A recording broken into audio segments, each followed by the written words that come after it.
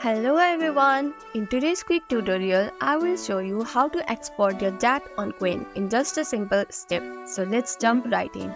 First thing first, open up your Qwen app and make sure you are logged in into your account.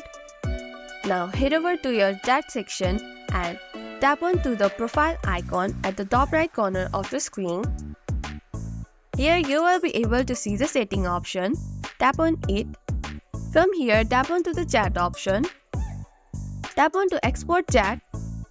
Once the export is finished, your chats will be downloaded on the drive. And that's it. That's how you export your chats on Qwen. If you found this tutorial helpful, don't forget to like, subscribe and press the bell icon for more tech tips and tutorials. Got any question? Drop them in the comment below and I will be happy to help. Thanks for watching and I will see you in the next video. Bye for now.